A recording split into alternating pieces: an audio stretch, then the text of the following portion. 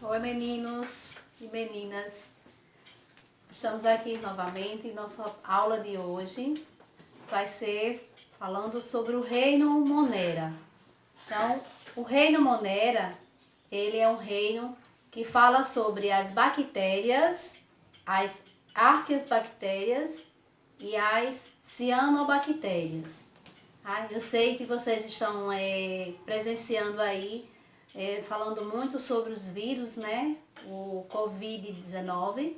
Nossa aula hoje é falando sobre as bactérias. Tá? E as bactérias, elas são organismos microscópicos que existem no mundo inteiro. Então, existe uma grande quantidade de bactérias. E as bactérias, essa palavra bactéria, ela vem do grego, que significa bacterium, significa bastonetes, ou um pequeno bastão, certo? E as bactérias, elas fazem parte do reino Monera e têm características. E essas características estão presentes neste reino. Nós vamos estudar agora algumas dessas características que fazem parte das bactérias. As bactérias, elas têm como característica geral, primeiro, que elas são seres microscópicos, só podem ser vistas com o auxílio, com a ajuda do microscópio. E também são unicelulares, ou seja, formada por uma única célula. E são procariontes. O que são seres procariontes? Esses seres procariontes, eles não apresentam no seu material genético o citoplasma. Eles não possuem a membrana nuclear, que são seres procariontes. A maioria das das bactérias, elas são autótrofas e heterótrofas.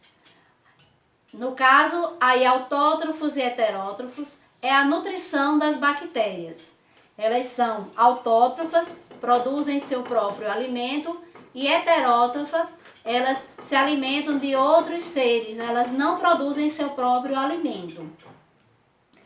E a maioria das bactérias, elas se reproduzem de forma assexuada, ou por bipartição, ou também de maneira sexuada. A de forma assexuada é quando as bactérias, elas se dividem em duas. Uma bactéria é doadora e outra é receptora. E a doadora, ela doa, ou seja, ela dá um pedaço do seu material genético a outra bactéria, que é chamada de receptora, que é a bactéria que recebe. E as bactérias, elas não possuem uma membrana chamada de carioteca. A carioteca, ela envolve o núcleo. Então, todos os seres procariontes, eles vão apresentar essa característica importante. Não possuem uma membrana chamada de carioteca, que é o que envolve o núcleo, e esses seres eles são chamados de procariontes. As bactérias, elas apresentam formas diferentes. A sua estrutura, ela apresenta várias formas. A primeira forma que classifica as bactérias são os cocos. Os cocos, eles são bactérias arredondadas. Essas bactérias arredondadas, elas são chamadas de cocos.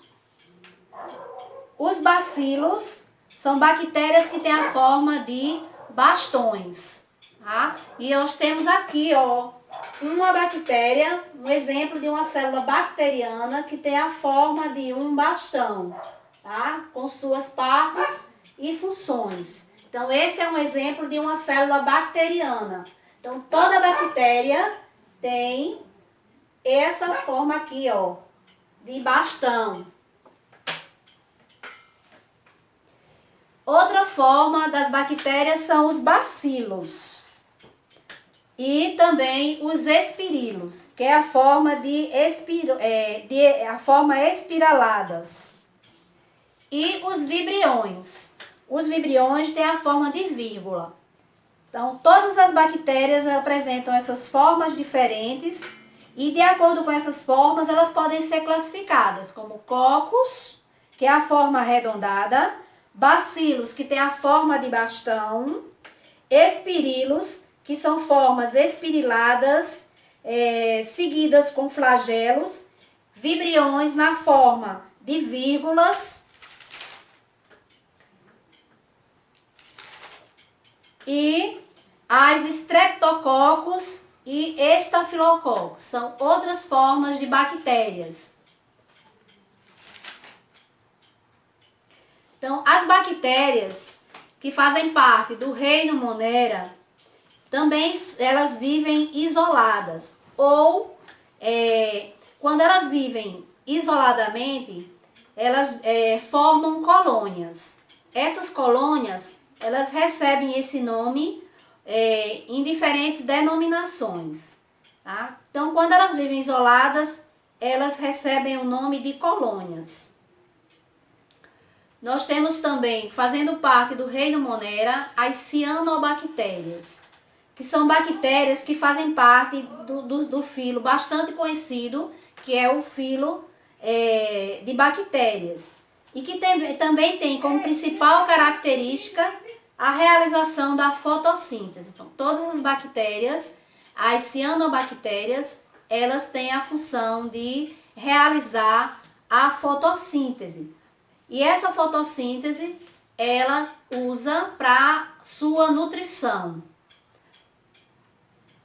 As bactérias, ela tem uma grande importância na nossa vida, certo? Elas não são somente causadoras de doenças, elas também trazem um grande benefício para a humanidade.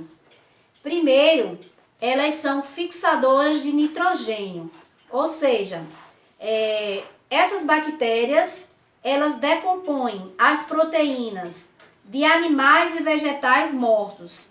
E aí, quando elas decompõem as proteínas desses animais e também dos vegetais, elas devolvem a parte do nitrogênio para a atmosfera. Outra importância das bactérias as bactérias, elas são saprófagas. As bactérias saprófagas, elas também são chamadas de decompositoras. Por quê?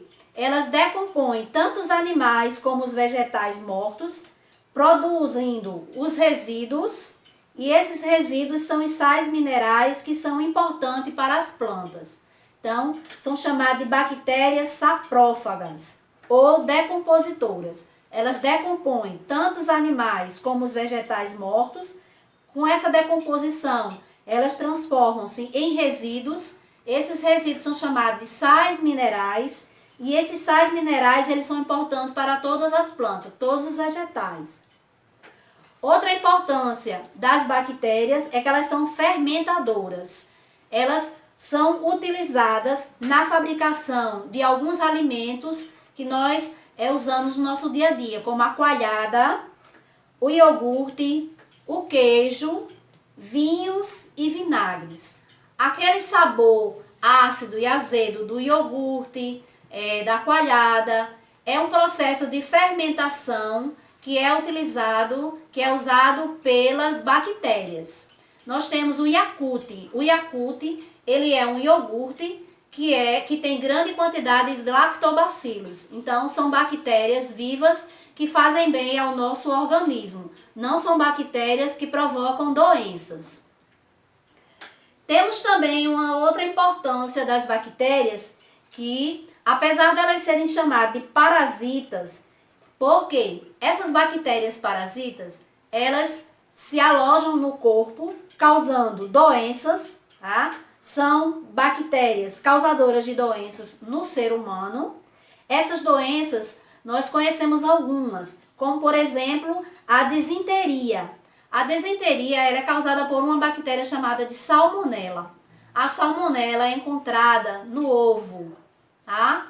É por isso que nós devemos, antes de ingerir o ovo, deixar ele bem cozido e, se for frito, bem frito. Não comer o ovo com aquela geminha mole, porque contém essa bactéria salmonela, certo? E causa uma infecção ao organismo humano. Outra doença que é também causada por uma bactéria parasita é a sífilis, que é uma doença sexualmente transmissível. Outra também doença causada pela bactéria parasitas é a tuberculose, que é causada pela bactéria Bacilo de Koch. A Bacilo de Koch é uma bactéria que causa a tuberculose. O tétano, a meningite, que é causada pela bactéria parasita Meningococcus, tá? A lepra, a cólera, que é causada pela bactéria Vibrio cholerae, a pneumonia e a difteria. São doenças causadas por bactérias parasitas, mas que podem ser combatidas através de antibióticos, certo? As bactérias também, nosso organismo ele tem como forma de defesa algumas medidas. Essas medidas de defesa do ser humano contra as bactérias, a primeira dela é que o nosso organismo, através das bactérias, ela tem uma produção de anticorpos. E esses anticorpos, eles têm a função de neutralizar as toxinas, que são toxinas bacterianas, causadas pelas bactérias. Outra defesa do ser humano contra as bactérias é que ela é utilizada como antisséptico, como antibióticos e soros. As bactérias, existem bactérias que se alimentam do próprio antibiótico. Então, por isso que é de grande importância, antes de você tomar qualquer medicamento, qualquer antibiótico, você saber que tipo de bactéria você tem.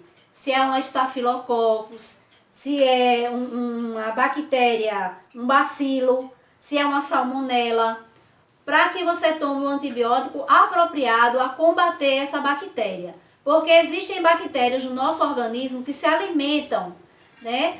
Então, de antibióticos. Então, você às vezes toma para combater uma doença e a bactéria está se alimentando daquele antibiótico. Então, você não consegue combater. Por isso que é importante você tomar um antibiótico, mas que seja apropriado para combater aquela doença.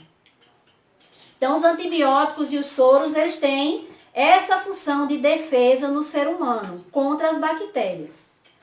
Outra defesa é a prevenção por meio de vacinas, que nós tomamos a partir do nascimento. Nós temos um cartão de vacina, que é a BCG, a tríplice, né? A BCG, ela é contra a tuberculose.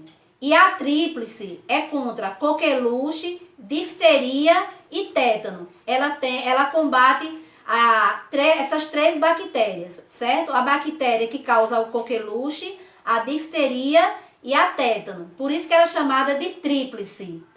São vacinas.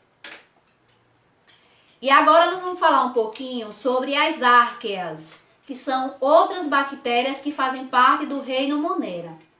As árqueas, elas fazem parte de um grupo de seres vivos que são chamados de seres procariontes.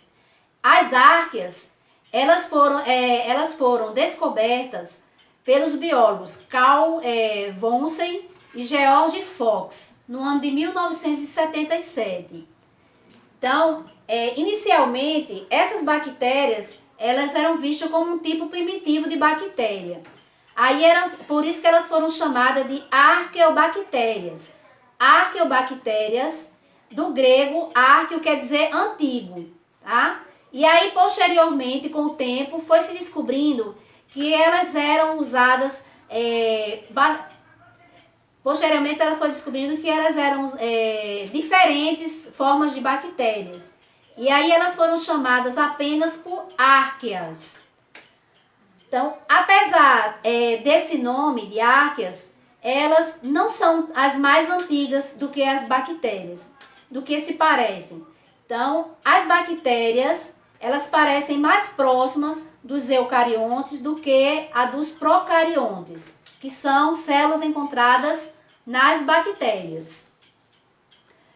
Então, O que é que vocês vão fazer depois dessa aula com essa explicação que eu acabei de passar para vocês?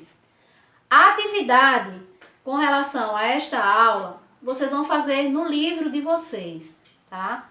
O livro de vocês, na página 65, a página 67, vocês vão encontrar Ciências e Reflexão e Ciências no Vestibular, que são exercícios relacionados a esse conteúdo que eu acabei de falar sobre o reino Monera, que são bactérias, arqueobactérias e as árqueas. Tudo sobre as bactérias. Então, vocês vão, se sentir alguma dificuldade, vocês vão dar mais uma lida no conteúdo, aprofundar mais um pouquinho, para poder responder o exercício. Ok? Certo. Tchau.